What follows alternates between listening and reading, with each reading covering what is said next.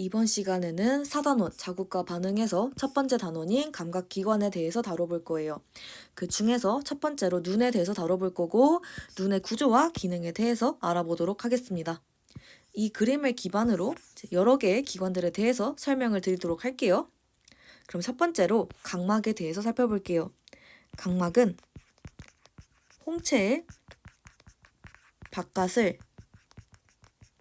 감싸는 투명한 막입니다.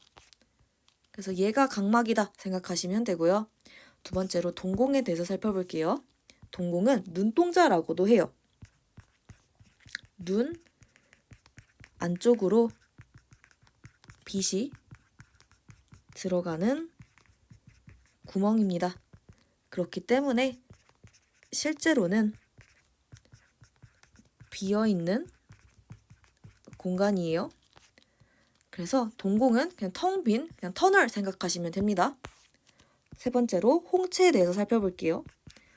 홍채는 동공의 크기를 조절해서 눈으로 들어오는 빛의 양을 조절합니다. 그리고 홍채는 눈의 색깔을 결정을 해요.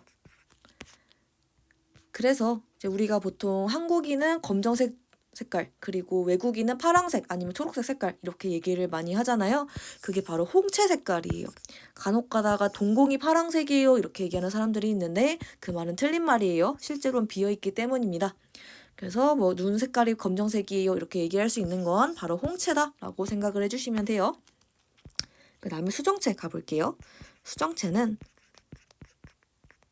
볼록 렌즈 역할을 해요. 그래서 볼록 렌즈 같이 빛을 굴절시켜서 모아요. 그래서 망막에 상을 맺히게 하는 역할을 합니다. 수정체가 두껍다라고 하면요. 빛이 많이 꺾여요. 반면에 수정체가 얇다라고 하면 빛이 적게 꺾인다라는 특징을 가져요. 이걸 그림으로 그래서 설명을 드려볼게요. 수정체가 두껍다라고 하는 건 이렇게 두껍다라는 이야기예요. 얘를 빛이 와서 꺾는다라고 하면 굉장히 팍 꺾여요. 그래서 여기에서 지금 상이 맺힌다라고 생각을 해주시면 되고요. 반면에 수정체가 얇다라고 하면요. 이렇게 날씬합니다. 그럼 얘가 굉장히 안 꺾여요. 거의 안 꺾이죠. 그래서 빛이 왔을 때 굉장히 멀리에서 상이 맺히게 돼요. 그래서 이렇게 수정체 두께를 통해서 상이 어디에 맺히냐를 결정할 수 있어서 이걸 수정체가 조절해준다 라고 생각을 해주시면 돼요. 그래서 이 수정체가 이렇게 동그란 부분 생각을 해주시면 되고요. 그 다음에 선모체에 대해서 살펴볼게요. 선모체는 모양체와 동일한 표현입니다. 얘가 수정체의 두께를 조절을 해요.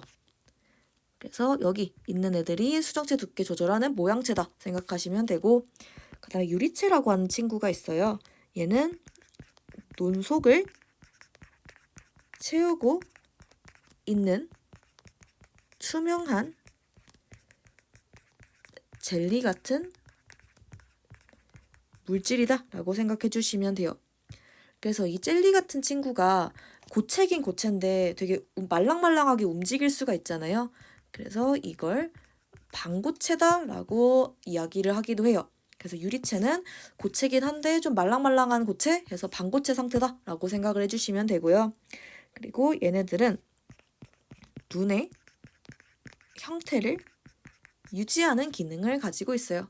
그래서 얘네들이 유리체다라고 생각하시면 되고, 그 다음에 문제집에 나와 있진 않지만 방수에 대해서 살펴볼게요. 방수는 그냥 투명한 액상의 액체다라고 생각을 해주시면 돼요. 하는 기능이 굉장히 다양한데 영양분과 산소를 공급하는 기능도 하고요. 노폐물을 제거하는 기능도 있고요. 눈의 형태와 압력을 유지하는 역할도 하고 있습니다. 굉장히 다양한 역할을 하고 있죠. 그리고 얘네들은 선모체에서 생성이 돼요. 얘네들이 방수를 만든다 생각하시면 되고, 방수는 여기 각막 쪽 있죠? 이 각막 안쪽도 채우고 있고요. 그리고 여기 선모체 있죠? 선모체 있는 부분, 이제 여기 근처도 채우고 있어요. 그래서 방수는 유리체 부분이 아니라 이렇게 각막 안쪽이랑 뭐 수정체 근처 이런 데 다 있는 게 방수다 생각해 주시면 돼요. 그림에는 안 나와 있는데 방수란 존재도 있어서 설명을 드렸어요. 그 다음에 망막에 대해서 살펴볼게요. 망막은 눈을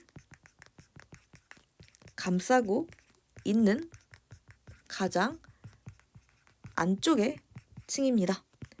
그리고 상이 맺히는 곳이고요. 빛을 자극으로 받아들이는 시각 세포가 존재한다 라고 생각하시면 돼요. 그래서 망막이 이렇게 있다 라고 생각하시면 되는데, 이 시각세포라고 하는 게 크게 두 가지가 있어요. 문제집에 나오진 않지만 그래도 알아두면 좋아서 한번 설명을 드릴게요. 원추세포라고 하는 게 있고요. 그리고 막대세포라고 하는 게 있어요. 원추세포는요, 색깔을 구분하는 기능을 가지고요. 막대세포는 명암을 구분합니다. 그래서 빨주노초 파남보 구분하는 건 원추세포, 밝고 어두운 걸 구분하는 건 막대세포 생각을 해주시면 돼요. 그러면 9번째로 황반에 대해서 살펴볼게요. 시각세포가 많이 모여있는 망막의 부위입니다. 그리고 망막의 중심부에 약간 함몰된 부위다 라고 생각하시면 돼요. 그래서 이 망막에서 약간 파여있는 부분이 있어요. 예, 이 부분 황반이다 생각하시면 되고, 그 다음에 황반에 상이 맺히잖아요. 그러면 선명하게 보여요. 이거는 맹점과 나중에 대비되는 부분이라고 기억을 해주시면 돼요. 그럼 맹점을 살펴볼 건데, 맹점은 시각신경이 모여서 나가는 부분이에요. 그리고 여기는 시각세포가 없어요. 그래서 상이 맺혀도 보이지 않아요. 그래서 실험을 할 때 내가 각도를 여러 개 바꿔가지고 물체를 보잖아요. 예를 들어서 이 물체를 보고 싶은데 이렇게 봤다가 이렇게 봤다가 이렇게 봤다가 해요. 근데 여러 각도에서 보다가 순간적으로 물체가 탁 안 보일 때가 있거든요. 그게 바로 맹점을 맺혔을 때예요. 순간 탁 안 보일 때가 맺혀도 보이지 않는 맹점 위치다 라고 기억해 주시면 되고요. 그리고 황반이랑 맹점에서 차이점이 명확하게 드러나는 부분이, 황반은 상이 맺히면 선명하게 보이는데 맹점은 상이 맺혀도 안 보입니다. 이 두 개가 황반과 맹점의 큰 차이점이에요. 그럼 11번째로 시각신경에 대해서 살펴볼게요. 이 시각신경은 시각 세포에서 받아들인 자극을 뇌로 전달하는 기능을 가지고 있어요. 그래서 여기가 맹점이고 여기가 시각신경 생각을 해주시면 돼요. 그 다음에 맥락막이라는 부분이 있는데, 검은색 색소가 있어서 눈 속을 어둡게 한다는 특징을 가져요. 그래서 얘는 사진을 찍을 때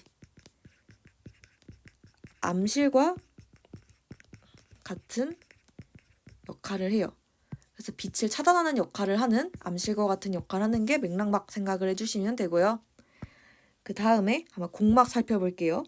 공막은 눈의 가장 바깥을 감싸고 있는 부분이다 라고 생각을 하시면 되고, 얘가 바로 흰자 위를 구성한다 라고 생각을 해주시면 돼요. 그래서 가장 바깥에 흰색 부분, 공막이다 생각하시면 되는데, 지금 이 부분에서 이게 되게 얇아가지고 잘 안 보여요. 그래서 얇은 부분을 한번 확대를 해서 그림을 그려볼게요. 그러면 유리체, 망막, 맥락막, 공막 이렇게 네 개를 한번 확대를 해서 그려보겠습니다. 유리체 이렇게 되어 있고요. 그 다음에 막이 이렇게 3가지가 있어요. 첫 번째가 바로 망막이고요. 두 번째가 맥락막입니다. 그리고 세 번째가 공막이에요. 그래서 이 부분을 확대를 한다면 어떻게 그려질까에 대해서 한번 이렇게 확대를 해서 그림을 그려봤어요.